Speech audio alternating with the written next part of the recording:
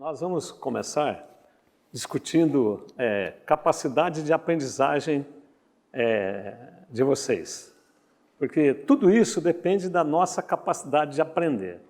E para isso, a gente tem uns boletins aqui, a gente vai dar uma olhadinha aqui como é que é esse negócio de boletim, né? Vocês sabem o que é boletim? É um extrato de notas, né? Por exemplo, aqui, estou com um boletim aqui do Lorenzo. Mas o Lorenzo nem estuda mais aqui, cara. Pô, então não tem as notas recentes dele, né? Né, Lorenzo? Foi salvo pelo gongo, hein, cara? Mas o objetivo não é esse não, viu, gente? Não vou ler boletim de ninguém não, tá? O objetivo é muito maior do que esse. Porque alguns desvios pequenos se vêm ocorrendo aqui, tudo é possível corrigir rotas. E a nossa missão com vocês é mostrar rotas. Vocês estão na rota certa. Só que temos que acelerar um pouco mais esta rota, para que realmente a gente possa ser o CEO, possa ser o gestor de fundos e realizar os sonhos. Todos nós temos sempre sonhos, né? Eu vou estar tratando desses sonhos. Mas, quero começar aqui com essa frase que está na tela aí, né? Lâmpadas para os meus pés é a tua palavra e luz para o meu caminho. O que significa lâmpada para os pés e luz para o caminho? A própria frase está dizendo o que é, né? Lâmpada para os pés é clarear a cada passo, o que eu estou dando aqui. E luz para o caminho é clarear um pouco mais a distância. Então, na nossa vida, nós não podemos olhar só para baixo, para ver onde está pisando, o caminho que estamos trilhando, se está certo, se não é pantanoso, se não é trêmulo, se não é areia movediça, se não vai levar a nos afundar na nossa trajetória de vida, mas também temos que olhar um futuro. A lâmpada, a luz para o caminho, é uma visão longa de futuro. E a Bíblia traz lições para todas as ações do nosso cotidiano.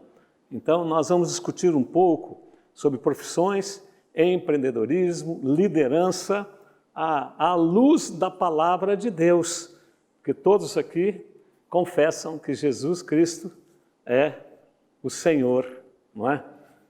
E só confessar não é tudo, já é uma grande coisa, mas tem que confessar e viver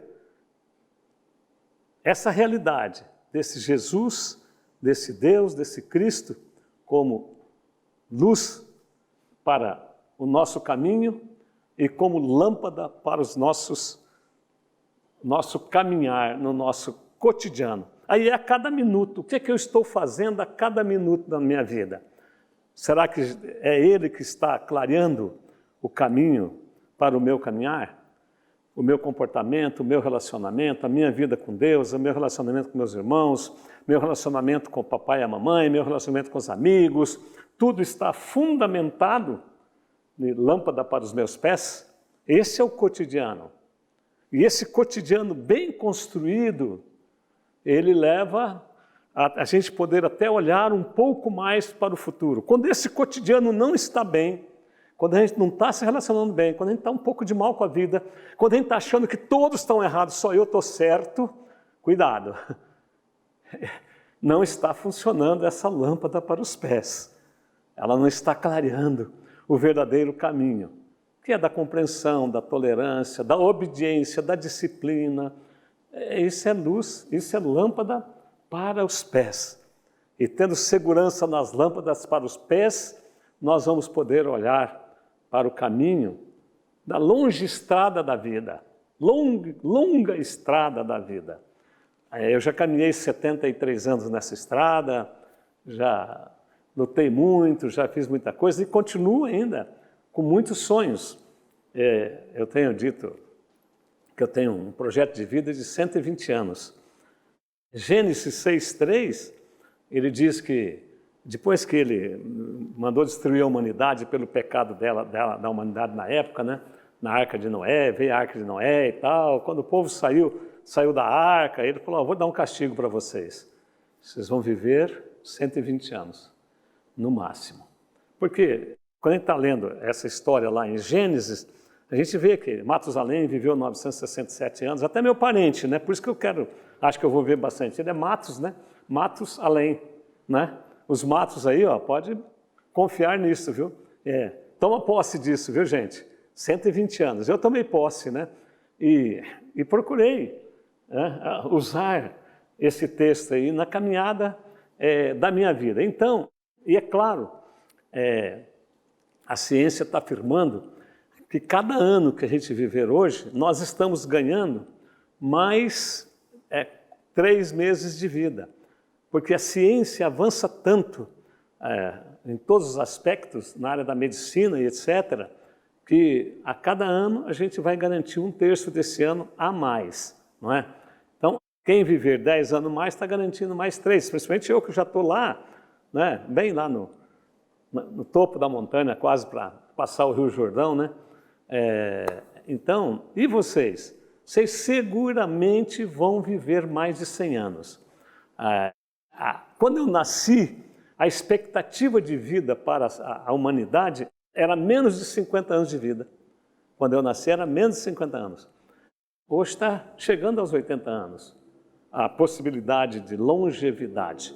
E quando, digamos lá que esteja nos 78 anos, tem países que já chegaram a 80, tem outros que estão ainda nos 72, 73, depende da qualidade de vida do povo, de um país que seja bem administrado, que haja uma justiça social, uma melhor renda para todos. Mas para isso tem que ter escola de qualidade, oportunizar a todos a fazer uma boa escola. Essa é a única forma e a principal forma de termos justiça social. Escola boa para todos e disciplina para que todos aprendam o que tem que aprender no tempo certo, não é? Então, os países mais desenvolvidos já estão nos 80 anos. Para que a média de idade seja 80, tem uma porção vivendo 90, 95, 100. Porque tem muitos que nascem e morrem, ou acidente de carro, não sei o que lá, e alguma doença, que às vezes é alguma fatalidade pelo meio do caminho da história. Então vocês vão ver mais de 100 anos seguramente. Ninguém aqui tem mais de 20, né? Você arranhou? Vocês vão viver no mínimo 80 anos de vida ainda. 7, 8 anos mais do que... Estou com 73, né? Mais 7 anos a mais do que eu já vivi, ainda vocês vão viver, seguramente. Cuidar bem, a gente tem que fazer a parte da gente e evitar aí algum incidente na caminhada. Então, vale a pena fazer o melhor agora. Esse amanhã vocês estão construindo hoje. Esse futuro que o Lorenzo disse, que o Moisés disse, vocês estão construindo a cada minuto que vocês estão vivendo hoje. O amanhã vai depender do hoje. Não existe sucesso amanhã se eu não tiver garra, determinação hoje. Se eu não estiver fazendo o melhor hoje, dentro da área do conhecimento. Então, dentro dessa perspectiva é que eu quero estar conversando com vocês. Então, guardem bem esse texto, gente. Visão de presente, o caminhar e a visão de futuro. E como é essa história do presente, do futuro? O que é presente e futuro? Presente e futuro são 2 vetores que se constroem através do passado. Não existe presente e futuro se não tiver passado. A juventude hoje não está muito preocupada com o passado, mas quem não se preocupa com a sua história, o seu legado, o seu passado, não tem perspectiva de futuro e vive um presente vazio. Porque o futuro eu construo hoje. Cada passo que eu estou dando hoje, eu estou determinando que tipo de futuro eu vou ter. E a história do conhecimento, das transformações, das evoluções, para vocês terem uma ideia, o motor a vapor ele foi construído no final do século XVIII, no final dos anos de 1700. que o motor a vapor é o motor mais rudimentar que tem. Até essa época não tinha automóvel, não tinha nenhuma máquina produzindo força. Todo o trabalho era feito manualmente, pela força do ser humano, e era feito também pela força dos ventos, que empurravam os barcos com as velas, ou através do serviço de tração animal. O transporte era os troles, carroças, carroções, carro de boi, em toda a história da humanidade. Isto, estou falando aqui de 200 e poucos anos atrás. Aí essa máquina a vapor, a água, quando a gente ferve a água, vocês já viram a panela de pressão, quando ela ferve? O que acontece quando ferve a água dentro da panela? Ela tem um êmbolo aqui em cima, é móvel, e ela empurra aquela pecinha para cima e começa a sair a pressão, né? Porque a água, à medida que ela vai esquentando, quanto mais ela esquenta, mais ela expande. E se não tiver aquela válvula de escape, ela explode a panela. Pode ter a força que tiver, claro, se fosse super resistente, não, né? Mas aquele vaporzinho é que movia o trem de ferro do passado. Só que não era aquele vaporzinho, era uma caldeira enorme, uma fogueira de baixo, e aquilo move um êmbolo, uma camisa, um êmbolo ali, aquela pressão empurra aqui e ele vira uma roda aqui. E quando ele chega aqui atrás, escapa o ar, a própria força da roda empurra de novo, e assim começou esse primeiro movimento que é chamado motor a vapor. Quer dizer, hoje nós temos, inclusive, os motores a jato, né?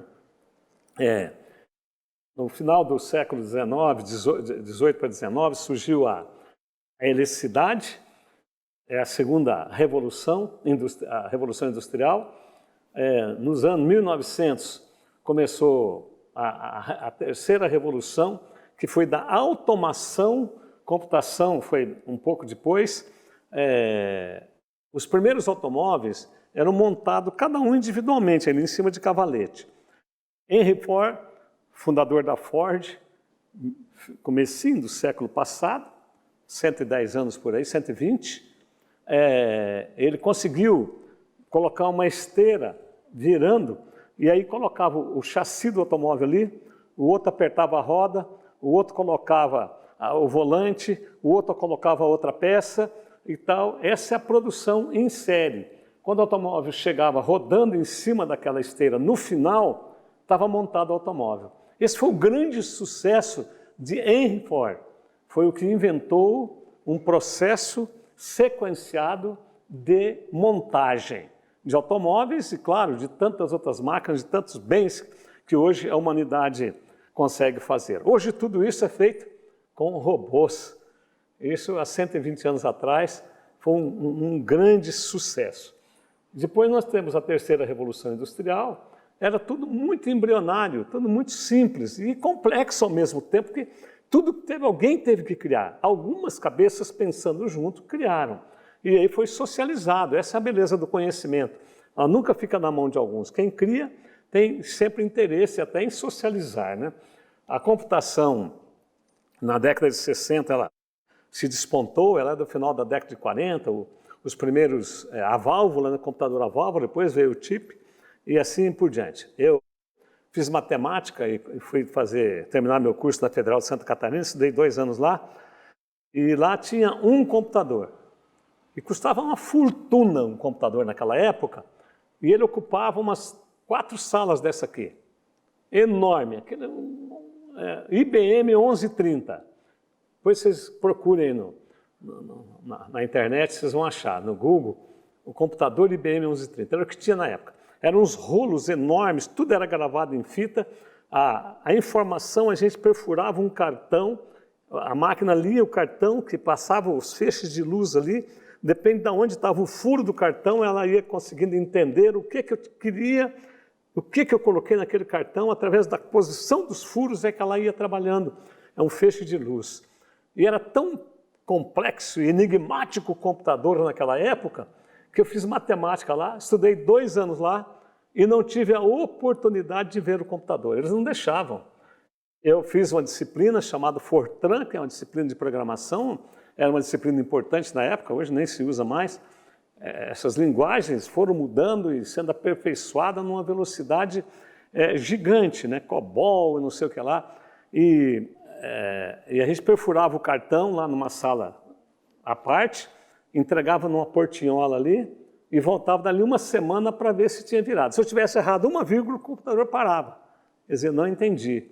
Chega lá, rodou até 3 linhas. Eu tinha 20 linhas o meu fluxograma, aí vamos analisar e mexer e tal. Era essa complexidade.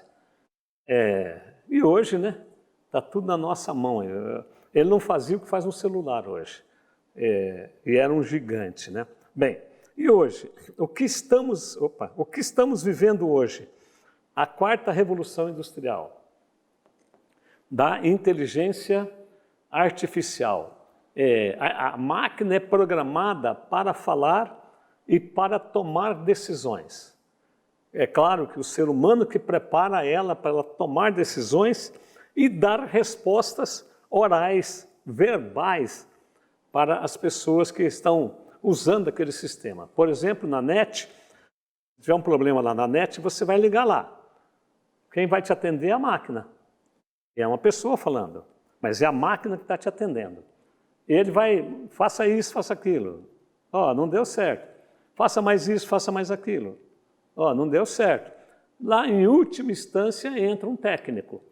Se a solução não sair nas formas mais simples do processo. Então, vocês imaginam os milhões de horas de desenvolvimento de mente para sairmos lá, primeiro para inventar a máquina a vapor, o trem soltava uma fumaça enorme. Em cada estação tinha uma caixa d'água que tinha que encher um grande depósito de água aqui. Aqui era o lugar que queimava, ia a lenha e punha fogo aqui, esquentava a água aqui e aqui ele produzia força naqueles braços que iam na roda. De lá, daqui até aqui, na inteligência artificial, vocês imaginam o tanto de escola que teve que ter, quantas pessoas viraram dia e noite estudando, se desenvolvendo, ocupando as melhores posições nas empresas, criando e inovando. A partir do século XVIII, a palavra-chave é adquirir a capacidade de criar e inovar. Eu tenho que criar e inovar. Cada um de nós, por isso que a gente tem que estar entre os melhores para alcançar os belos sonhos de vocês. Os que estiverem entre os melhores em todos os espaços em que vocês estiverem, espaços de aprendizagem, espaços de estudo, salas de aula, seja em qual nível, se você estiver entre os melhores, você tem chance de estar nessa ponta, que é o sonho de todos, né? Seu CEO, seu diretor, seu gerente, ser um profissional bem-sucedido, é um direito de todos nós. Mas para isso, exige-se atitude, e é isso que nós vamos estar discutindo nessa tarde. Hoje, nós vivemos a máxima da 4ª Revolução Industrial, que é a inteligência artificial, a robótica, a internet das coisas, tudo precisa de internet hoje.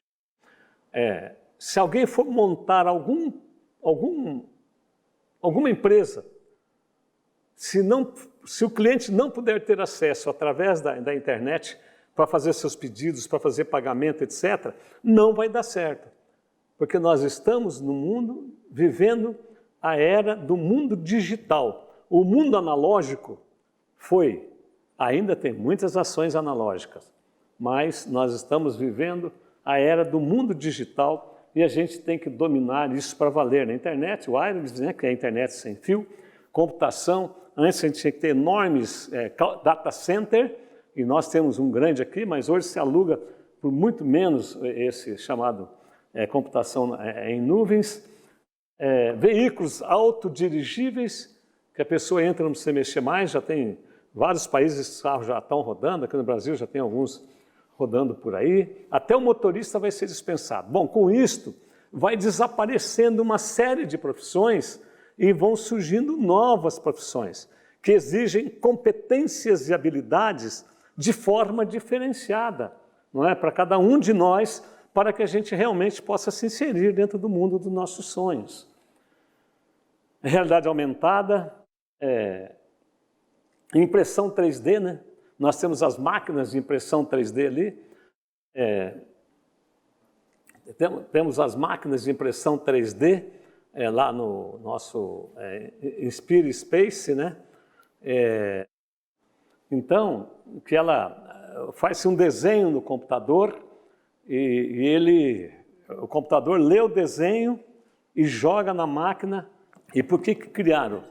São as guerras que exigiram muito desenvolvimento, porque quem tivesse mais tecnologia para atacar e etc., ia dominar o mundo. E o mundo vivia em guerra. Até 1950, o mundo vivia em guerra. Eram nações contra nações, guerras terríveis de canhões, fuzil, bombas. Por quê? A única grandeza, a maior grandeza de uma nação era a extensão territorial. O país que tivesse mais extensão territorial, ele tinha mais chance até de dominar os outros. E um país, quando percebia que tinha o melhor exército, ele invadia o vizinho, dominava e anexava as terras. De 1950 para cá, 70 anos, esse nível de grandeza mudou. Não é mais terra, expansão territorial. É capacidade de aprender do povo, que é o grande diferencial entre as nações hoje. Por isso cessaram as guerras. Vocês estudaram a Primeira Grande Guerra Mundial, 1917, morreram 60 milhões de pessoas. A Segunda Grande Guerra Mundial, 1930 e pouco, durou até 46, uma guerra, 45, que durou uns 10 anos, morreram milhões de pessoas no mundo. Aqueles aviãozinhos ainda, eram os pequenos aviões de guerra, etc. O avião foi praticamente criado nesta época, né? E aí veio a exploração interespacial. E a nave levava um estoque de peças, porque se quebrasse alguma coisa lá, ela tinha que trocar a peça, né? Senão não voltava para a Terra mais, ó, adeus, né? Os astronautas levam uma pílula do suicídio, viu? Por quê? Se a nave se desgovernar, perder a capacidade de dirigibilidade, e principalmente na volta para a Terra, ela tem um único ângulo que ela tem que entrar na camada atmosférica, a Terra está aqui, essa camada está em volta, só tem um ângulo que ela consegue entrar e penetrar. Se ela entrar errado, ela resvala e ela pode não voltar mais. E aí, a solução para não ficar morrendo devagarinho lá é engolir a pílula e se quebrasse alguma coisa também no caminho. Aí criaram a máquina 3D, porque a pessoa leva um rolo de plástico e esta máquina 3D conserta, faz as peças. Eles levam os desenhos no computador de todas as peças, qualquer peça que quebra, eles só jogam no computador, a máquina produz a peça lá no espaço e eles pegam e substituem, quer dizer, reduz muito o risco de erro, de acidentes e de não conseguir voltar, né? Então, são essas visões, uma certa ambição de domínio do ser humano, não ambição, desejo de domínio, né? Que faz parte do ser humano, não o domínio que prejudica, etc., mas que constrói, né? A ciência. Dominar a ciência, construir a ciência que faz bem para todos, é que tem levado a todas essas novas realidades para o mundo moderno. A computação quântica, esse é um negócio fantástico. O computador quântico trabalha numa velocidade 10 mil vezes mais do que os melhores computadores hoje. É quase inimaginável a capacidade do computador quântico que começou a rodar no ano passado. O primeiro computador quântico. É um projeto que vem sendo desenvolvido há bastante tempo. E aí, claro, a nanotecnologia são câmeras super pequenas que podem filmar o interior do corpo. E depois a pessoa espelha, pega ali e tem todas as filmagens. Isso é na área da biologia, da botânica, está tudo sendo usado isso. É a biotecnologia, vida e tecnologia, biotecnologia. Este é o mundo no qual vocês vão viver plenamente. Eu estou entrando um pouquinho nele, mas vocês vão viver a plenitude deste mundo, da nova ciência, do conhecimento, das transformações, das inovações. Muito bem. Estima-se que o conhecimento mundial, ele dobre a cada 12 horas. Por isso, gente, caminhar lentamente nessa área do conhecimento vai estar fora do mercado. Então, por isso que eu tenho dito, vocês têm que estar entre os melhores, dentro da sala de aula, no grupo de vocês e tal. E quem estiver entre os melhores, logo vai ser percebido. Isso, se for dentro da empresa, logo vai ser promovido e vai conquistando os seus espaços, né? Então, a quarta revolução industrial é onde as máquinas já falam, já traduzem, já interpretam e corrigem até os seus próprios erros. E essa é a era, então, da inteligência artificial, que intensificará a demanda por habilidades socioemocionais e cognitivas. O cara chato não vai ter espaço nesse lugar aí, não. O cara que não seja sociável, amável, com firmeza, com segurança, que saiba falar o que deve ser falado, que não vive falando abobrinha para todo lado. Esse é o socioemocional. Relacionar bem com os outros é o sócio, e para isso ele tem que ter um bom equilíbrio emocional. E se relacionar bem, a partir da casa. O laboratório hoje é a casa de vocês. Se você não se relaciona bem dentro de sua casa, cara, daqui a pouco você não vai relacionar bem dentro com seus colegas de trabalho, de estudo, daqui a pouco com seus colegas de trabalho lá no mercado, e vai ficar à margem. O socioemocional é super importante para o mundo presente. E o cognitivo é a capacidade de aprender, né? É o desenvolvimento cognitivo. Essas são palavras mágicas e chaves para o milênio, que vocês vão passar por ele inteiro. Muitos de vocês vão ver a virada do próximo milênio. Eu vi a virada do anterior. Quem que viu a virada do anterior? Só você, né? Então, eu nasci na primeira metade do milênio passado e consegui ver essa virada. E vocês, olhem para frente. Nós estamos em 80 anos a mais, vocês vão ver a virada do próximo milênio. Imagina tudo isso aqui, como vai estar. Então, vocês têm que estar antenados para o desenvolvimento cognitivo, para fazer diferença nessa história que vocês estão começando a escrever, né? O que Deus espera de nós, líderes cristãos, hoje? É claro, Ele espera que desenvolvamos nossas habilidades, porque nós temos aqui em Mateus 25, de 14 a 30, a parábola dos talentos, né? Vamos passar um pouquinho dela. A parábola dos talentos tem um versículo-chave ali, o 15, diz o seguinte: Deus nos dá habilidades, segundo a nossa própria... O que está escrito ali? Nossa própria...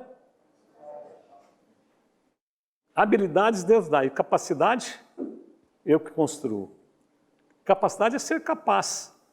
Ser capaz é ter competência. E qual a competência que vocês têm que ter nesse momento? Qual a capacidade? Primeiro, de viver bem socialmente dentro de casa, ter clima tranquilo, calmo e condições de estudar. É o mínimo hoje para que a gente possa estar fundamentado dentro dessa visão cristã, na qual todos vocês foram criados, graças a Deus, e certamente preservarão, né? Você que quer ser gestor de fundos econômicos, você também quer ser CEO, o que nós temos que ter? Capacidade para multiplicar. Esse talento aí é dinheiro, né? O nome do dinheiro naquela época era talento. Se vocês não tiverem, acabou, você não vai ter espaço. E às vezes muitos vão, acham que tem, vão, preparam, estudam fora, vão nas melhores universidades, voltam, mas não tem equilíbrio emocional para lidar com aquilo. Começa, a ganância aumenta, estou trabalhando para os outros, estou ganhando uma comissão para fazer a gestão desse fundo e começa a querer levar vantagem e tal. há poucos dias teve uma pessoa que fazia uma gestão de 20 e poucos milhões, né? Mais, né? Quanto? O negócio dele quebrou, ele fugiu, levou o dinheiro de todo mundo. 30 milhões. 30 milhões. Entendeu? Ele aplicou mal. Ele não teve capacidade, não teve domínio de todo o sistema macro e micro e econômico para fazer uma análise assertiva na aplicação e desenvolvimento dos talentos que ele tinha a obrigação de desenvolver. Os bancos pegam o dinheiro para aplicar, mas eles têm que dar resultado para o cliente. Se ele não der resultado para o cliente, os clientes tiram o dinheiro do banco e o banco quebra. Então, tudo é capacidade. E capacidade é agora que vocês têm que aprender. O que vocês estão aprendendo agora? Matemática, física, biologia, os que estão no ensino médio, né? Os que estão no ensino superior já estão numa área mais específica. Mas tudo isso é uma base mínima para suportar os pilares do curso específico que vocês vão estar fazendo dentro de pouco tempo. A gente tem que saber de tudo, um tanto bom até, e agora é a hora de vocês aprender esse tanto, e de um pouco saber muito. De tudo um pouco e de um pouco saber muito. Quem vai ser médico tem que saber muito de medicina, não é? Você vai ser? Vai ter que saber muito de engenharia. Mas você tem que ter um entendimento de sociedade, dos principais valores da sociedade, dos principais princípios de química, física, biologia, de história, de geografia, para ser um bom engenheiro. Não adianta você só aprender os conceitos específicos, fórmulas e princípios da engenharia, se você não tiver uma visão macro de mundo. Tem que ter essa visão. E essa visão é que vocês estão adquirindo agora. Essa base, ela vai solidificando em vocês para ser suporte dos conhecimentos específicos. Então, vocês terão que estar entre os melhores dentro da sala de aula hoje. E as habilidades do futuro, passando rapidamente, né? Visão colaborativa, por isso tem que ter um alto astral, um socioemocional desenvolvido, ser capaz de solucionar problemas. E para solucionar problemas, você tem que dominar tudo que está posto hoje. Como é que você vai solucionar problemas se você nem sabe do que está posto hoje? Não é? Tem que saber. E é isso que vocês estão aprendendo hoje no ensino convencional, ensino fundamental, segunda parte final, ensino médio e, no específico, no ensino superior, né? E aí está aí, né? Liderança por influência. Imagina, a liderança não é por imposição, é por influência, é por admiração que os outros têm que ter pela gente, porque o líder ele tem que ter as melhores assertivas. Quando ele começa a ter as melhores assertivas, o povo começa a olhar para ele, o grupo começa a olhar para ele e valorizar o trabalho dele. Mas para ter as melhores assertivas, eu tenho que saber mais do que os outros. Se os outros sabem mais do que eu, eles vão apresentar as melhores assertivas, vão liderar e eu vou ficar para trás. Vou caminhar junto, ou vou comendo um pouco de poeira e não abrindo caminho lá na frente para a gente e para todos, né?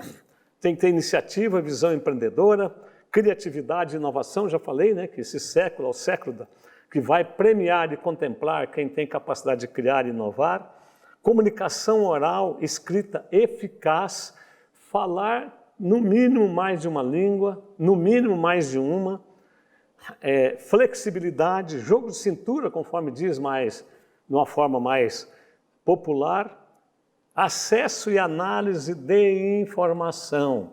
Nós vivemos um mundo da informação, mas só ter a informação não adianta. Eu tenho que ter a informação e saber organizá-la e trabalhar com ela para alcançar os melhores resultados. E visão de negócio em inteligência artificial, dentro daquilo que eu passei para vocês agora há pouco aqui, né? E grande parte das novas habilidades, já falei, estará no campo social e emocional, nos campos de liderança, administração, liderança de pessoas. Para isso tem que ter o equilíbrio emocional hoje. Quem não se relaciona hoje bem nem dentro de casa, Como é que vai relacionar bem depois no meio social, onde estará e tal, né? Porque relacionar bem é ter capacidade de entender o outro, de ouvir mais, de prestar atenção e dar a sua participação e dar a sua opinião. E também nós temos que saber avaliar, analisar dados, etc., né? E aprender a fazer também. Nós montamos o Spirit Space aqui para que os alunos comecem a aprender a fazer, né? Quando eu fiz o primeiro ano primário, lá naquele telhadão amarelo, lá na frente, telha de barro, lá, ó, no rumo daquele prédio mais alto, eu fiz o primeiro ano primário lá em 1957. Eu tinha 10 anos de idade. E uma coisa que me marcou lá, uma delas foi que eu li lá algo que para mim é o maior compêndio de qualidade, que o Henry Ford usou, tantos outros pensadores do século XX na área de gestão usou, que eu resumo o que merece ser feito, merece ser bem feito. O que nós temos que fazer bem feito hoje? O nosso cotidiano, o nosso estudo e os nossos relacionamentos. Tem que ser bem feito e acabou. Mas lá, a professora já foi ensinar a gente também a fazer algo próprio, materializando alguma coisa.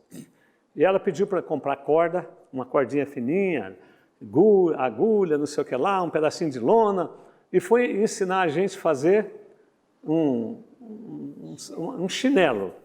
Na época, um chinelo. E eu comecei a fazer aquilo, comecei a gostar de fazer chinelo. Chegava na casa da professora, ela morava pertinho da gente ali, fora do horário. Professora, aqui eu não consegui, e ela me ensinava. Até uns 10 anos atrás, ela estava viva, Dona Ninfa. Nunca esqueci mais disso aí, né? E eu cheguei a pensar, puxa, comecei a gostar tanto, que eu falei, vou montar uma fabriqueta de chinelo na minha casa. Eu tinha irmãos mais novos, mais velhos e tal, vou chamar eles para ajudar, não é? Se eu tivesse montado, talvez eu não tivesse a Unicesumar hoje, mas quem sabe eu fosse o dono da Alpargata, da Grandene, não é? Podia ser, não é? Tudo tem que ter um começo. Nada começou grande, gente. Agora, começou pequeno dentro das habilidades, aptidões nossas e o desenvolvimento dessas habilidades, aptidões que nós temos. Dentro dessas capacidades que a gente adquire para poder fazer melhor aquilo que nós estamos tentando fazer. E precisamos fazer, não é tentando não, precisamos fazer, né? E Deus colocou o ser humano num lindo jardim, né? Cheio de beleza e pronto para ser, segundo Gênesis 2,15, pronto para ser cultivado. E o que é cultivar? Limpar, tirar as ervas daninhas do meio, molhar quando vem uma seca, adubar, não é?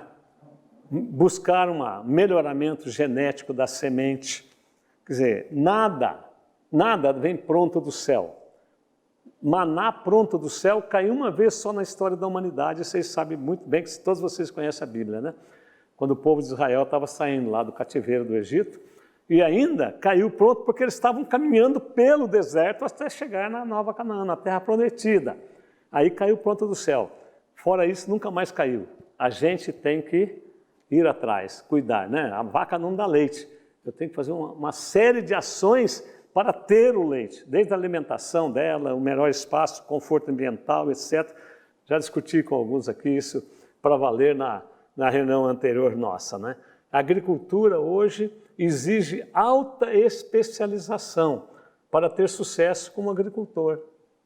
Senão não tem sucesso, nenhuma área mais. Não existe uma área que flua de forma quase que natural. Exige a intervenção do ser humano com domínio de tecnologia para valer, porque senão a gente não vai conseguir avançar. E o ser humano frutífero precisa de todas as forças básicas do caráter. Esse Uraike aí que escreveu isso é muito importante, o caráter da pessoa. A gente tem que ter um bom caráter. Verdade é verdade, mentira é mentira, ser pessoa de uma só palavra e não de palavras medianas, escorrega aqui, escorrega lá. Não tem mais espaço para isso. E um exemplo disso é a cola, né? A cola afeta isto. A corrupção do nosso país é construída na escola, porque a cola é uma mentira, uma falsidade ideológica e uma apropriação indébita. Eu pego um produto que não é meu, ponho aqui na minha prova e entrego para o professor. O professor está aqui, é meu, eu fiz. Mentira.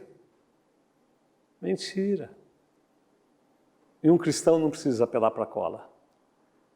Todos têm tempo para estudar aqui adequadamente, ninguém está tendo que trabalhar de forma muito intensa.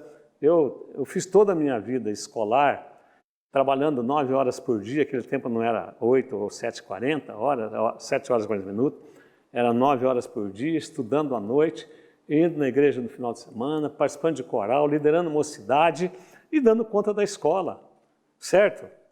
Tem que ter garra, gente. Alguns, qualquer coisinha a mais, eu não dou conta, eu não posso, não sei o que lá. É só se organizar. Nós já vamos ver essa questão da organização. Deus vocaciona as pessoas, mas o despertamento dessas vocações se dá durante a formação do ser humano.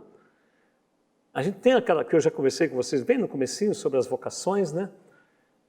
Mas ele vocaciona, mas a gente tem que desenvolver essa vocação. A vocação é um princípio básico dentro do ser humano, mas se ela não for lapidada, não for desenvolvida, essa vocação não vai brilhar, não vai fazer diferença em nossa vida. E essa vocação, ela vai aparecendo sempre durante o processo educativo. É o processo educativo que vai desenvolver essa vocação e fazer com que a gente tenha sucesso com ela, né? Provérbios 1:7 diz que o temor do Senhor é o princípio do conhecimento. Quem teme ao Senhor aprende. A Bíblia está cheio de versículos que diz sobre o conhecimento. A verdade liberta o ser humano. João 8,32 diz: conhecereis a verdade vos libertará. Conhecimento é libertação. Uma pessoa que não tem oportunidade de praticamente ir à escola, ainda nós temos em torno de 10% da população brasileira analfabeta. Vocês imaginam a dificuldade que o analfabeto tem? Ele chega na placa da rua, ele não sabe ler, se ele pode passar ou tem que parar, não sei o que lá. Ele olha nas placas, ele não sabe se a loja que ele quer está ali ou não. Agora, tem muitos que mesmo tendo um pouco de conhecimento, parece que tem um obstáculo à frente, não consegue olhar um pouco mais além do próprio limite dos seus olhos, né? Então, a Bíblia está cheia de ensinos nesta área aí, né? E o conhecimento hoje, ele é barato e até mesmo sem custo. Hoje tem ensino público aí, né? E o líder que tem conhecimento acima da média, se não tiver conhecimento, não terá boas propostas para solucionar o problema. O conhecimento ajuda o líder a enxergar o mundo sobre todos os ângulos, sobre todas as possibilidades. E para superarmos os desafios, o que nós temos que ter? É que às vezes faltem muito, né? Sonhos, garra, planejamento, liderança e visão empreendedora. Vamos estar conversando um pouquinho sobre cada um desses temas aí. E há 2 tipos de sonhos. Um é quando estamos dormindo e outro é quando nós estamos acordados. Quando nós estamos dormindo, nós não temos controle sobre a nossa mente. Sonhamos sonhos lindos, daqueles jardins, do cavalo lá, laçando bezerro, né, Elinha? Fazer bonequinha, né, Duda? A Duda faz bonequinha ainda? Pode fazer, não tem problema não. Agora, por outro lado, como nós não temos controle, tem hora que a gente tem sonhos os mais absurdos possíveis. A gente acorda suando, com medo, assustado e tal. Algo que jamais imaginamos, os sonhos vêm. Esses nós não temos controle sobre ele. mas os sonhos que nós sonhamos acordado, nós podemos ter controle sobre eles. Porque não basta só sonhar, tem que sonhar acordado, mas tem que ter atitude. Tem que ter um pós-sonho, organizar os pensamentos, organizar, sistematizar, ir atrás, buscar os meios necessários para poder realizar os sonhos acordados. A reverenda Bival Pires da Silveira faleceu, é um pastor sábio, faleceu ano passado. Ele diz que a vida é um grande sonho. Viver é a arte de realizar este sonho. A vida é um grande sonho e viver é a arte de realizar esses sonhos. Mas tem gente que vive de forma inerte, sem atitude, sem energia, arrumando confusão, briguinha e tal, aqui, ali, beliscando, empurrando, derrubando o sofá, chutando, blá, blá, blá, sem respeito no meio aonde vive. Esses não vão longe. E para realizar esses sonhos, tem que ter garra. O que é garra? É uma combinação única de paixão e determinação. Tem que ter paixão por alguma coisa na vida, alguma coisa que construa um ser humano melhor. Se nós não tivermos paixão por nada, parece que a vida fica insonsa, sem sal e sem açúcar, ou sem cheiro, sem vigor, não é? E garra é a capacidade de perseverar e produzir resultados além do puro talento ou da sorte ou das eventuais derrotas. Sorte e azar não existe, viu, gente? As pessoas às vezes olham para a gente aqui e falam, puxa, esse Wilson Matos teve uma sorte, né? Olha a sorte que ele teve. Quer dizer, eu já falei do meu colega, meu professor, que abriu uma faculdade 4 anos depois que eu abri, e ele tem 1.200 alunos, depois de 26 anos de caminhada, e nós temos 250 mil alunos, depois de 30 anos de caminhada. No mesmo ambiente, no mesmo cenário. É sorte ou azar? Não, gente. É empreendedorismo, é compromisso, é prática da verdade, é lutar por aquilo que é sério, que constrói uma vida útil para a gente e para a sociedade. E a nossa missão aqui é formar profissionais preparados para vencer na vida. Formamos 112 mil profissionais nesses 30 anos. Vamos chegar a 125 mil profissionais formados agora até o começo do ano que vem, com a formatura dos alunos desse ano. E com aquela consciência tranquila de que formamos bem. Não deixamos colar, a prova foi complexa, os professores deram uma boa aula, supervisionamos tudo, sistematizamos tudo e cobramos para valer do nosso time. Agora, aqueles que sentaram na rede, agora eu tenho uma faculdade, agora vai fluir, né? Vai vir aluno, tem professores aí para dar aula e a coisa vai embora. Nada, não existe negócio bom e não existe negócio ruim. O que existe são maus empresários e bons empresários. Maus profissionais e bons profissionais. E é nós que decidimos, né? É nós que vamos decidir se vamos ter capacidade para realmente multiplicar talento. Tem um provérbio chinês que diz, treine enquanto eles dormem, estude enquanto eles se divertem. Esses bares cheinhos aí, ó. Fica em casa estudando. Persista enquanto eles descansam. E então, viva o que eles sonham. Porque só sonhar não adianta. Se nós não treinarmos, se nós não estudarmos para valer, e se nós não formos persistentes, os sonhos vão virar pesadelos num futuro próximo. É claro, tudo isso passa por planejamento. E planejar é organizar os sonhos. Uma arte. Quem faz um bom planejamento, já começou a realizar parte das tarefas. Sem planejamento, nós não vamos chegar em lugar nenhum. O líder deve liderar primeiro a si mesmo. O que é liderar primeiro a si mesmo? É aquilo que eu já disse para vocês, estar entre os melhores. É o que está aprendendo mais, é o que tem as melhores proposições. Para isso ele tem que ter melhor busca de mais conteúdos, não ficar o tempo todo nos joguinhos aí perdendo tempo e gastar tempo com coisa que edifica o ser humano, constrói, muda, transforma para ser um vencedor. Se procederes bem, não é certo que serás aceito? Se, todavia, procederes mal, eis que o pecado jaz à porta. Gênesis 4:7.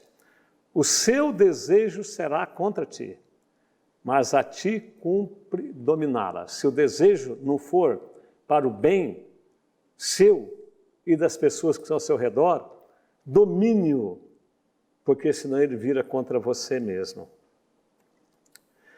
E a vida, confesso que estudar não é algo tão prazeroso. Infelizmente, a cultura brasileira é anticonhecimento, porque estudar é um autolapidar-se, é transformar-se. Nós trabalhamos com a premissa de sermos agentes de mudança e transformação de nossa sociedade, porque nós somos uma sociedade anticonhecimento. Então, o homem não pode fazer-se sem sofrer. Não é um sofrimento físico, mas é um sofrimento um pouco emocional. Às vezes a gente olha ali, estou estudando aqui na sala, o coleguinha lá no bar, tomando cerveja, e emocionalmente, dá uma vontade de ir para lá, né? O desejo vai ser contra mim naquele caso, não é? Então, nós somos, ao mesmo tempo, o mármore, pedra bruta, mas ao mesmo tempo Deus nos deu capacidade de nos autolapidarmos para cumprir com o papel que Ele deseja que cumpramos aqui na face da terra. Temos que ter uma boa estima, né? Hoje, o time aqui, pelo que percebo, tem uma boa estima, porque tem gente que tem a sua autoestima está lá embaixo. Isso também não resolve nada, porque ninguém é melhor que ninguém. Ele chega, aquele cidadão lá é doutor, não sei o que lá, ou empresário, não sei o que lá, e encolhe. Não, ninguém é melhor que ninguém. Claro que um sabe mais do que o outro, tem mais oportunidade, cria mais oportunidade para ele mesmo e tal, e faz mais. Isso, cada um de nós temos que decidir o que queremos de nossas vidas, né? Temos que ter perseverança, que é uma corrida longa, que não é uma corrida longa, mas sim muitas corridas curtas, uma após a outra. Treinar todo o tempo. Ninguém é bom em matemática se não treinar sempre. Ninguém é bom em história se não treinar. Ninguém é bom em geografia se não ficar lendo, revendo, olhando, memorizando, interiorizando. Não é só decorar, porque quando nós estamos, como no quadro anterior, nos autolapidando, interiorizando o conhecimento, porque o conhecimento muda, o conhecimento transforma a nossa forma de ser, de pensar, de agir, de olhar o presente e de olhar para o futuro. Conhecimento para valer. E isso é corrida, todo dia corre um pouco, todo dia treina um pouco, senão nós não vamos chegar a lugar nenhum. Outra, enfim, caiu em boa terra e deu fruto. A semente brotou, cresceu e produziu 30, a 60 e a 100 por um. Ou seja, toda a região está plantando soja agora. Se a gente escolher a melhor semente e adubar a terra para valer, e a chuva tem vindo, vou produzir para valer. Se eu não adubar bem a terra, jogar em lugares sujos, em pedras e não sei o que lá, vai produzir menos e menos. E hoje é até assim. O agrônomo chegou para mim, agora é para plantar soja. Professor, o senhor quer colher 130 sacos por alqueire, 150 ou 170? Eu quero colher 170. Claro. Ele falou, então, custa tanto por alqueire para plantar. 7 mil.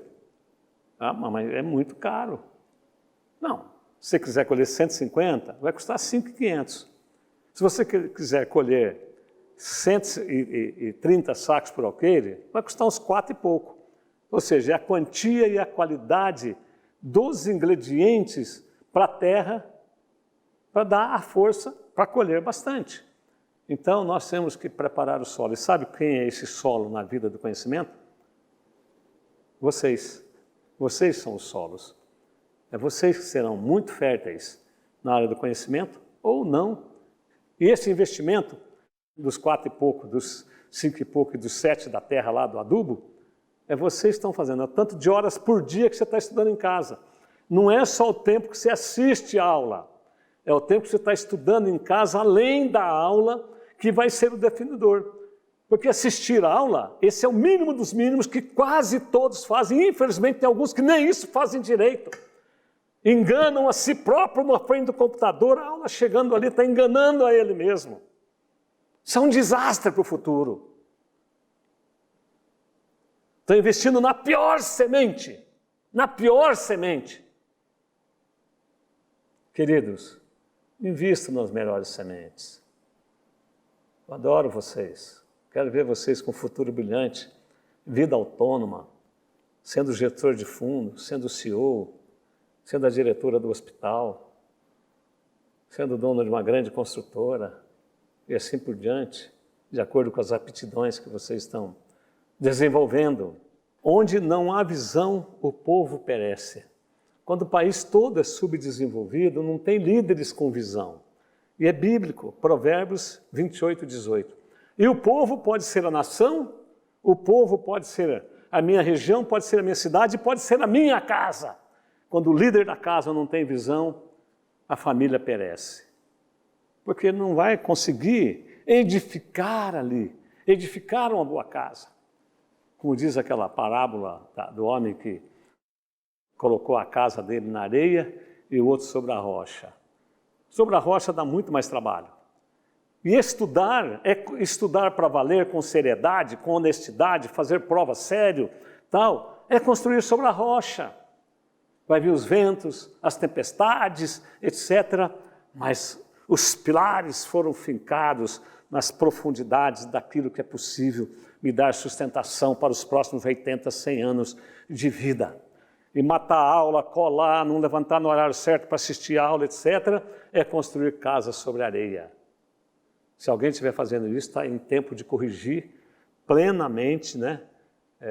Podemos ter alguns balanços na vida, mas errar é humano, mas permanecer no erro,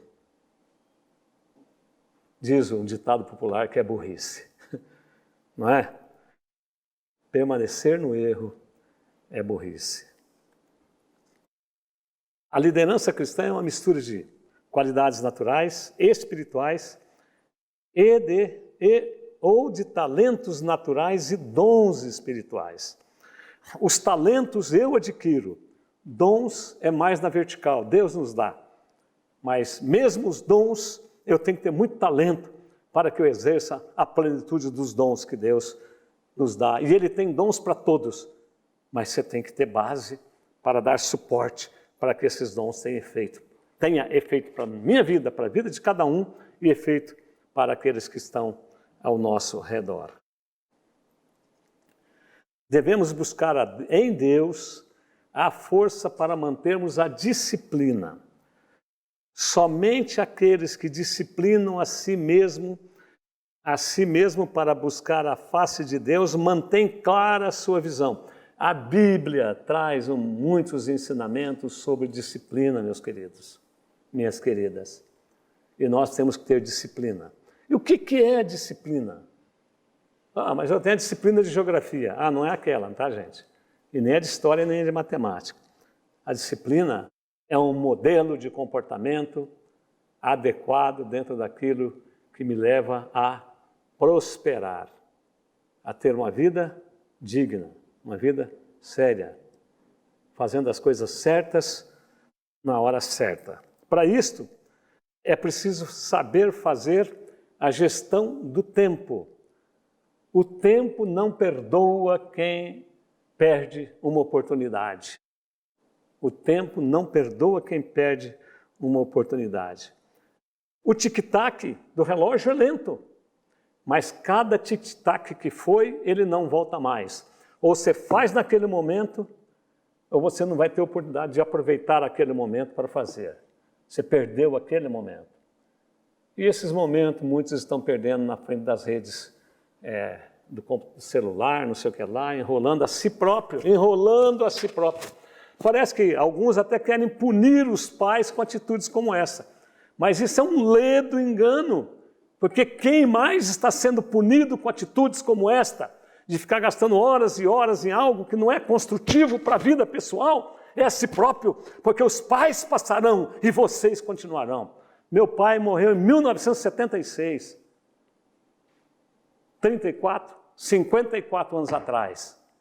Adiantaria eu ficar brigando com ele? Pai, eu não vou na escola não, pai. Ah, pai, você também me irrita, pai. Você não sei o que lá. Se eu tivesse feito isso, eu estava trabalhando de pedreiro, de pintor, igual um monte de primos meus estão trabalhando até hoje, e eu estou dando cesta básica e dinheirinho por mês para uma porção deles.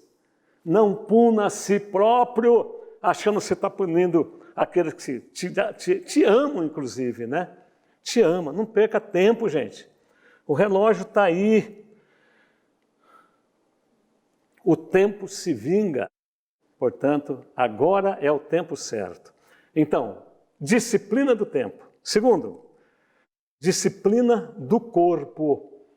A disciplina do corpo é corpo ativo, mente desperta. Está para todo lado na escola, né? Até a forma de sentar na escola define se eu estou abrindo meu poder cognitivo para aprender mais ou se estou limitando ao me soltar na cadeira da escola, ou jogar o material em cima, e debruçar, e ficar olhando a meia luz baixa para a professora. Tudo isso vai definindo o teu futuro. E alguns acham que ainda são espertos, né? Não nada, estão condenando o futuro. Disciplina do corpo. Corpo ativo, mente desperta. Não tem outra alternativa se não tiver disciplina do corpo. E agora, nem na sala, né? Eu falei na sala de aula. Agora vocês estão em casa, né? Alguns rola da cama, caem no sofá, puxa o computador não sei se alguém faz isso aqui, simulações. Joga o computador na perna, de pijama, meio sonolento. Quer dizer, o que significa pijama? Quando é que a gente põe pijama, gente? Para ir na rua? Para ir na escola? Para estudar, você põe pijama? Pijama a gente põe para dormir, né? Então, você pôs pijama, instintivamente, nós estamos sendo motivados a quê? A sonolência. Não se estuda de pijama nem em casa. Nem em casa. A nossa netinha, Luísa, está numa escola americana. E ela entra todo dia para assistir às aulas. 6, 7 horas de aula por dia na frente do computador. É obrigado pôr uniforme para entrar na frente do computador. Senão eles cortam a aula da pessoa. À distância, uniforme. Isso é disciplina. Por isso aquele país dá certo. É de gente que é cobrado deles para valer. A própria escola, a família, não deixa ninguém ficar enrolando ninguém com conversa mole. Puxando o computador na cama, pondo na perna, liga e cochila e tal. Gente, você está trabalhando contra você mesmo. Eu, esses dias, até encontrei uma aluna nossa, colégio objetivo, olha, uniformizada, ali, ó, estudando. Fotografei ela, falei, coisa linda. Aqui do colégio objetivo. Será que se eu adotasse essa política, daria certo? Aqui é difícil até sair, entrar no computador na hora certa, né? Então, essas pessoas estão certas, essas pessoas estão garantindo o futuro delas. Disciplina do tempo, disciplina do corpo, disciplina do tempo, fundamental para o sucesso. E disciplina da mente. Quem não conseguir fazer uma boa gestão da mente, que está aqui, mas a cabeça já rodou para tudo quanto é lado. Isso é ter a síndrome do pensamento acelerado. Eu já dei uns livrinhos para alguns aí, vou dar mais ali do Augusto Cury, que ele ensina a gente a fazer a gestão da mente. A gente tem que, se alguém isso é ansiedade. Quem está aqui, a cabeça já foi para não sei aonde, os pensamentos, ou está na igreja, olhando lá para o pastor, mas a cabeça está totalmente adversa daquilo que está sendo foco para aquele momento, essas pessoas não tem essa capacidade de fazer a gestão da mente. A síndrome do pensamento acelerado leva a isso e nós temos que saber administrar. E quando a gente domina essas ações da mente, evita a ansiedade, etc., a gente aprende a relaxar a mente e focar naquilo que é prioritário. E hoje, pelo menos a manhã toda de quem está no Colégio Objetivo, de manhã a prioridade é focar a mente no conhecimento. Agora, quanto esforço teve, quanto desenvolvimento mental e intelectual teve para se chegar nessa complexidade? A turbina está aí dentro, onde o ar entra, pega fogo, explode numa tensão gigante que joga o ar para trás, criando impacto com o ar que está fora e jogando o avião para frente. Porque dá a impressão que está tudo tão fácil, né, gente? Não é isso. Tem gente fazendo isso aí, ó, e melhorando cada dia. E a gente tem que pensar em contribuir com o desenvolvimento do meio onde a gente vive. E não só sentar e usufruir. Ah, tem dinheiro, meu pai ganha bem, tal. Daqui uns tempos, como eu não tenho meu pai e minha mãe mais, e fiquei sem meu pai aos 27 anos de idade, tive que me virar, não tive herança. E mesmo que tivesse, se não tivesse uma boa capacidade de gestão, uma boa formação consistente, levada a sério o conhecimento, a herança desaparece rapidamente, voa da mão das pessoas que não estão preparadas intelectualmente, tecnologicamente, profissionalmente, para fazer uma boa gestão dos próprios bens que têm. As grandes empresas da década de 50, 60 e 70 em Maringá, eram centenas e centenas delas, quando andava de bicicleta pela rua aí, olhando para aquelas gigantes empresas, os carrões, etc., 95% delas quebraram, não sobreviveram na segunda geração. 95% delas quebraram. Por quê? As famílias não se prepararam, acharam que o mundo já estava conquistado, não existe. Vocês viram quantas transformações ocorreram nos últimos 100 anos, que eu mostrei lá do motor a vapor até o computador, e quantas mais vão ter daqui para frente nos próximos 80 anos de vida de vocês. Então, dinheiro hoje pode ser vendaval, desaparecer de uma hora para outra. Agora, formação, busca de habilidades, competências para valer, competências intelectuais, emocionais, tecnológicas, esta ninguém tira. E é esta que é a fonte produtora, inclusive, de dinheiro. Que não seja só dinheiro, nosso objetivo não pode ser, mas é a fonte produtora de uma boa qualidade de vida, de termos autonomia, felicidade de poder estar fazendo alguma coisa boa para a gente, para os filhos, para os parentes e para a sociedade. Olha esse motor. Vocês já viram um desenho desse assim? É legal, né? Dá a impressão que tudo está pronto. Não. Eu trabalhei numa retificadora durante 8 anos e meio na década de 70, 60. Os motores eram rudimentares, muito simples. Já era um grande feito para aquela época. E ele vem sendo aperfeiçoado todos os dias. A vida é uma grande complexidade. Se nós não fizermos, vai estar alguém fazendo por nós e cobrando da gente porque ele fez. E cobrando da gente. Não é? Muito bem. E a máquina humana? Como é que é essa, hein? Vocês viram a complexidade dessa máquina? Só que ela vai trabalhando aquele fogo, tudo, blá, blá, blá, e vai destemperando, dentro de pouco tempo tem que parar, trocar o motor, retificar, comprar um carro mais novo para não fundir na mão da gente e tal, né? E o ser humano, hein? Com tudo isso que acontece na gente, olha, a gente aqui falando, comentando, pensando, presente, futuro, falando do passado, etc., né? Como é que é essa complexidade, né? Bem, já vamos entrar nesse tema, né? Aqui na Unicesumar nós trabalhamos com 4 pilares: o intelectual, o profissional, o emocional e o espiritual. E além de construir todo esse produto material que nós construímos, mais de 50 mil metros de prédio, os projetos pedagógicos de todas as carreiras, mestrados, doutorados, laboratório de todo jeito, construções, compra de terreno, uma frota de veículo, marketing, RH, São centenas e centenas de departamentos, PMO, escritório de processo, compliance, que faz a análise da verdade dentro da organização, que é confiança. É isso, compliance? Confiança? E compliance. Vamos lá. Transparência, mais ou menos isso. Toda empresa grande tem que ter esses departamentos para evitar desvios de objetivo, de objeto, de dinheiro, etc. Né? Auditorias, data center, call center, RH é um gigante, né? Que é o registro, organização de todo o pessoal. Imagina a complexidade de tudo isso aqui. E eu comecei do nada aqui. Comecei do nada. Agora, por que a gente conseguiu fazer tudo isso? Porque a gente foi buscando competências e habilidades que já vinha construindo antes, né? Uma grande base, e não parei de aprender. E vim trazendo gente, escolhendo bem, pondo junto. Mais tarde vieram os filhos, mas os meus filhos foram alunos aqui, nessa escola.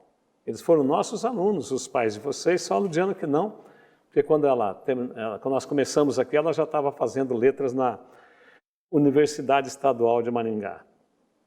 Bem, mas com tudo isso aqui que a gente faz, que é muito bom, construímos um patrimônio gigante, etc., boa qualidade de vida, né?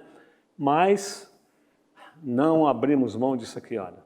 Porque uma grande parte das pessoas, quando vão muito bem ali, acham que tornam-se autossuficientes e abandonam a fé.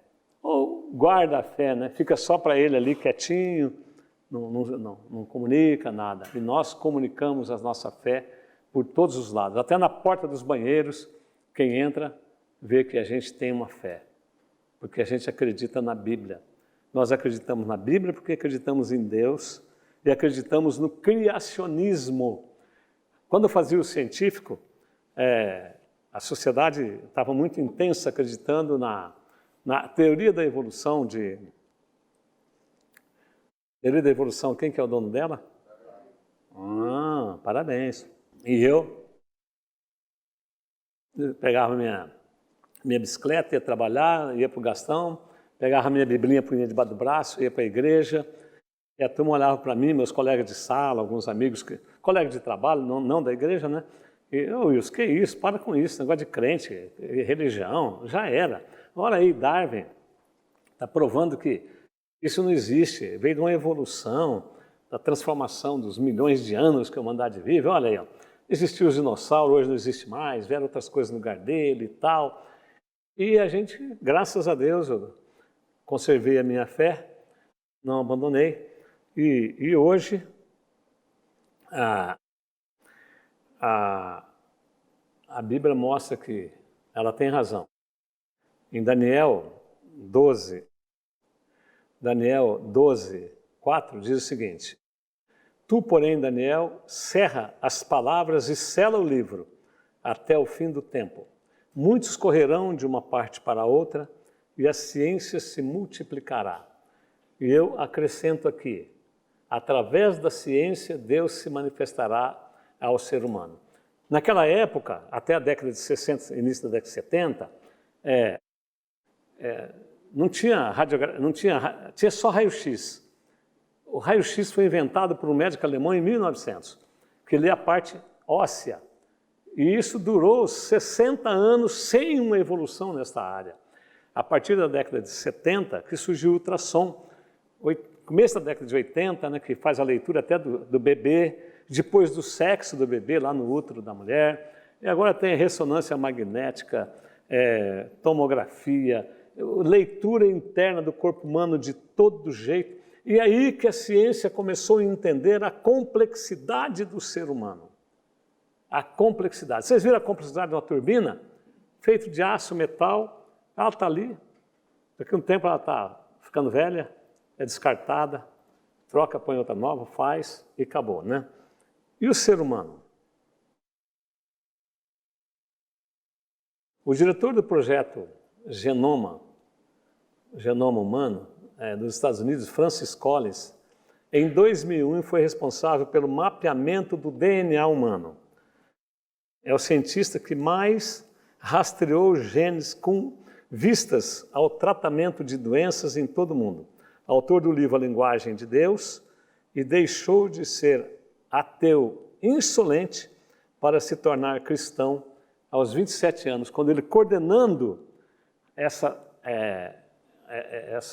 pesquisa do DNA do ser humano, ele conseguiu entender todas as combinações genéticas do corpo humano. Ele coordenou um grupo de 2.000 cientistas, 2.000 cientistas durante 8 anos, para decodificar o genoma humano. Ou seja, pegar aquele motor ali, pegar aquele motor de automóvel, colocar ele aqui, desmontar ele inteiro aqui, ó, e olhar peça por peça, qual é a função dela, como é que ela funciona, e chegou aqui e falou, bom, esse motor funciona por causa disso, disso, daquilo.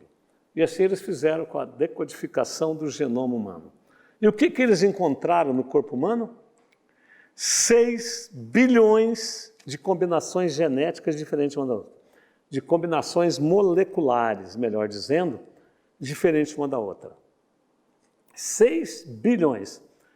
Quantos habitantes tem a Terra? Pode ser próximo, não precisa ser tão exato, quem sabe? 7 bilhões e pouco.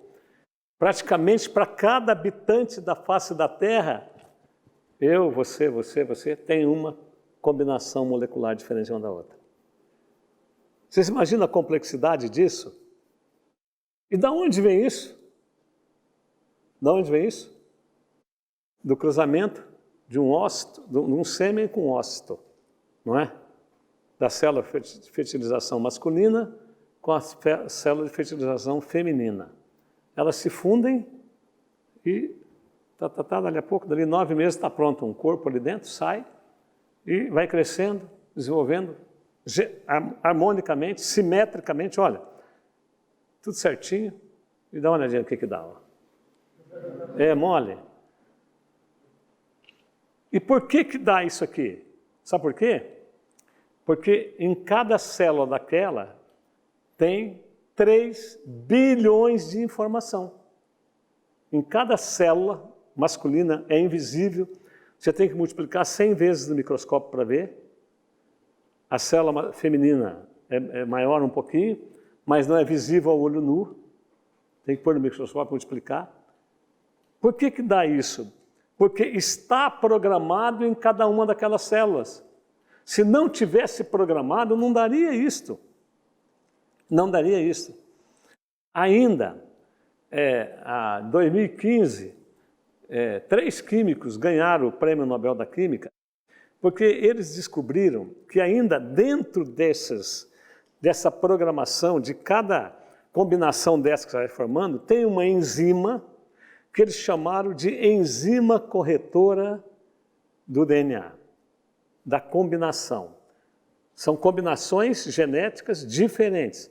E se essa combinação que vai formar a célula e o grupo de células tiver algum erro, essa enzima tenta corrigir. Se ela não conseguir corrigir, ela elimina essa célula, essa combinação que está se formando. Porque se não fosse essa enzima, nós seríamos seres um pouco disforme. Um braço mais comprido que o outro, uns olhos mais baixos que o outro mais alto, um nariz meio deslocalizado, meio fora do centro, um dedão. Vocês imaginam o que seria o ser humano? Vocês viram a complexidade de funcionar um motor, uma turbina, um motor? Agora imagina a complexidade dessa máquina. E ela ainda é autorreprodutiva. Autorreprodutiva. Não é? Claro que tem que ter a colaboração do masculino e do feminino, né? Mas ela se autorreproduz. Bem, aí Francis Collins, com a sua grande equipe, 2.000 cientistas, ao descobrir isso, ele acabou. Eles se curvaram perante um Criador. Só pode ter um ser supremo que criou isso. Jamais o caos, que foi o Big Bang, se é que teve, se transformaria numa máquina dessa. Olha a humanidade toda agora que chegaram nesse motor a jato, ontem, né? Ontem, no sentido que a humanidade existe 10, 20, 30 mil anos, e faz 100 anos que começamos a construir os primeiros motores, os primeiros automóveis, bem rudimentares, né? E aí alguns ainda acham que a gente veio do macaco, né? Mas, será que a gente veio do macaco ou não? Sim ou não? Sabe que eu não tenho nenhuma preocupação se a gente veio do macaco ou não, sabia? Se veio do macaco, não estou preocupado com isso. Porque como é que se faz um macaco, vocês sabem? Um macaco cruza com a macaca, o sêmen do macaco junto com o osso da macaca, e o que acontece? Dali a pouco nasce uma macacada. Acabou. Então, a matriz construtiva do macaco é a mesma do ser humano. Então, quem fez o macaco faz o ser humano, quem fez o ser humano faz o macaco. Acabou. Você acha que eu vou ficar preocupado com isso? Quem que veio primeiro? Deus criou e acabou. Mas é só o homem e o macaco que vem por esse processo? Não.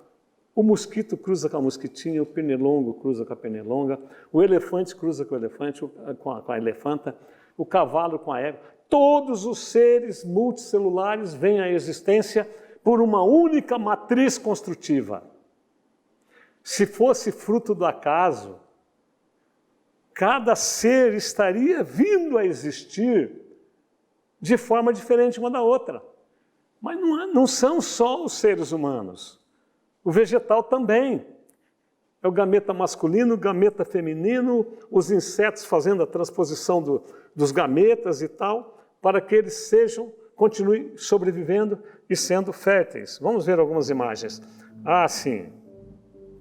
Isso aqui são as composições moleculares que temos 6 bilhões de combinações diferentes uma da outra, gente. Aí, olha a complexidade dessa máquina. Sabe o que é isso aqui? Parece o solo da Lua, não é? Acho que os astronautas foram lá, irrigaram e começou a nascer umas coisinhas lá. Isso aqui, se eu for olhar na orelha, bem olhadinho com a lupa forte, na orelha de cada um de vocês, eu vou encontrar isso aqui lá dentro. Nós temos 20 e poucas mil, está aqui, né? 15 mil células dessa na cavidade aqui da orelha, nesse buraco. Tudo isso aqui é para receber o som. Por que vocês estão me ouvindo? Ao falar, eu emito ondas sonoras.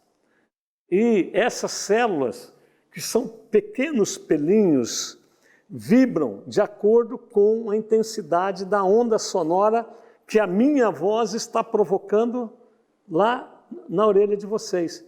E ela vibra e transforma uma onda sonora em circuito elétrico que vai para o cérebro, e o cérebro faz a leitura daquilo que eu estou falando.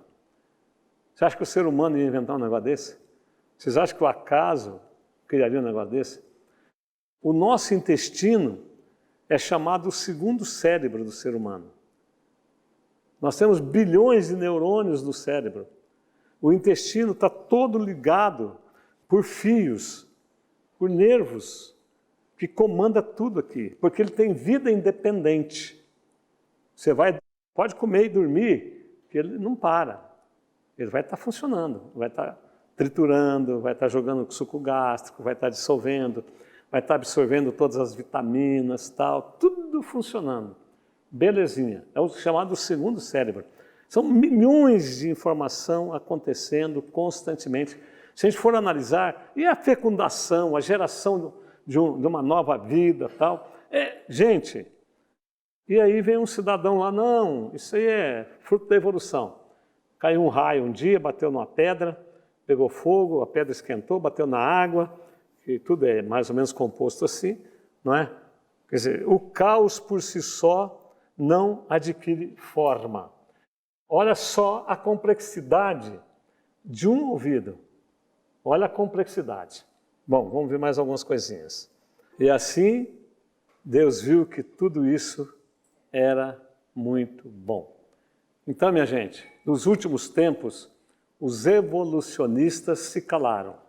Bem, então, Deus existe, Ele fez o ser humano, e se Ele existe, fez o ser humano, fez como suas criaturas. E, logo, a Bíblia é verdadeira e Cristo veio ao mundo para nos salvar. Tem que fechar essa chave e acabou. É isto. Porque às vezes pinta alguns momentos de dúvida, a gente olha, o universo é tão amplo, vai embora, não tem fim. Fogo, sol, um turbilhão de fogo, a maior tocha possível da gente ver, estrelas que parece que é tão distante, e é milhões, bilhões de quilômetros, de anos-luzes da gente, é uma grande tocha que chega aqui, mas essa é a grandeza de Deus. Puxa, mas Ele podia intervir na minha vida? Não. Eu é que tenho que fazer aquilo que Ele me ensina através da Bíblia e através dos demais ensinamentos. Ele não dá um diploma pronto para ninguém, não. Ele não assina diploma. Você tem que conquistar. Eu posso até assinar o diploma para vocês. Mas nós temos que conquistar. E Ele ensina os caminhos para a gente. Vai ser um monte de princípios bíblicos sobre liderança, empreendimento, dedicação, disciplina. Está tudo na Bíblia. Não tem que culpar Deus se não der certo. Não dá certo porque eu não estou seguindo os princípios e os ensinamentos da igreja, dos pais, para que a gente possa prosperar, ser feliz, construir uma bela família, ser útil, etc. E aí ainda tem uma tal de ideologia de gênero aí, né? Vocês viram que tudo vem do macho e da fêmea. Cruzamento. Aí tem agora uma nova ideologia que diz que a pessoa nasce, o ser humano nasce sem saber se é homem ou mulher, se é macho ou fêmea. É só olhar para a história, é só olhar para a biologia, é só olhar para a ciência. Tudo vem do macho e da fêmea. Portanto, é uma inverdade, é algo que querem destruir o ser humano, distanciar o ser humano de Deus para ter uma sociedade imoral. Imoral, sem ética, sem nada. Por isso, eu digo sempre nas minhas palestras aqui, que eu não admito a apologia, a ideologia de gênero aqui. Apologia é enaltecer, é defender. Eu não admito na minha organização. Porque está aí. Deus se manifestou através da ciência e está provado. Essa coisa fantástica que é o ser humano. O caos não se transforma em ordem por si só. Isaac Newton disse o que sobre isso? Quem se lembra do conceito? Que nenhum corpo muda seu estado de repouso ou de movimento, a menos que uma força externa atue sobre ele. Nem o estado de movimento muda. Agora, como é que uma pedra, uma luz e uma água ia chegar nisso aqui? Nessa complexidade, não é? Então, a Deus toda a honra, toda a glória, todo o louvor, e fecha isso aí. Agora, nós podemos estar produzindo bons caminhos para a gente, nós podemos estar produzindo felicidade para mim, cada um pode estar construindo a sua felicidade, que está aqui, os ensinamentos estão aqui, estão na Bíblia. E quem não seguir, dificilmente vai escrever uma boa trajetória. Luz, lâmpada para os meus pés, o caminho, ali. E luz para o meu caminho, o futuro. A lâmpada para clarear agora e a luz para clarear o caminho mais longamente. Bem, então é isto. E também tem que fechar a chave da ideologia de gênero. Não é de Deus, não é verdade, não é para uma pessoa digna. Ok? Para encerrar, é possível. Querer é poder. Quem quer, arruma um caminho. Quem não quer, arruma desculpa. E geralmente terceiriza a culpa. A culpa é do governo, é a crise, é a inflação, eu ganho pouco, é o pai, é a mãe, não sei o que lá, por isso que minha vida é um inferninho lá, não sei o que lá. Tem fatores positivos e negativos em todos os ambientes por aí. Agora, quem constrói sou eu. Eu sou edificador da minha vida. Ninguém vai edificar. Tem os conselhos, tem os princípios cristãos. Está aí o caminho. Faça a sua parte, que tudo vai se convergir para o melhor possível. E eu batalhei por isso. Minha mulher, vocês conhecem ela, né? Quero apresentar ela para vocês, né? Eu e a avó batalhamos muito nessa caminhada da vida e temos essa riqueza que são vocês, coisa linda, não é? E vamos deixar o nosso legado. E vocês têm que pensar que legado que vocês vão deixar para o futuro. Deus promete bênção até 1000 gerações. Mas não siga os princípios para ver se vai ter essas bênçãos. Vai ter pedrada de todo jeito. Não vai colher bons frutos. Não vai viver na luz. E viver na escuridão é viver trombando. E aí, dentre tantas coisas que a gente já fez na vida, transportadora, construtora, etc., começamos aí a Unicesumar lá em 1988, fazer o primeiro prédio lá do Colégio Objetivo e tal.